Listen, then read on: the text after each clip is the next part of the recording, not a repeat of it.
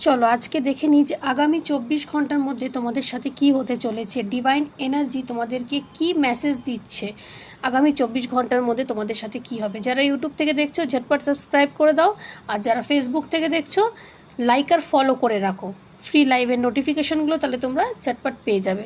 তো চলো দেখে নিই যে ইউনিভার্স তোমাদেরকে কি মেসেজ দিচ্ছে, কি হতে চলেছে 24 ঘন্টা, ভালো না খারাপ।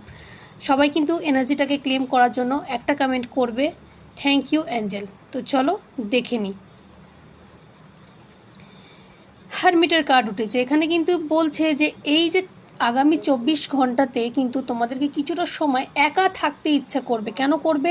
এই সময়টা কিন্তু ভীষণ গুরুত্বপূর্ণ। নিজেকে সময় দাও, নিজের লাইফে যে প্রবলেমগুলো আছে তার সলিউশন তোমরা খুঁজে বের করো।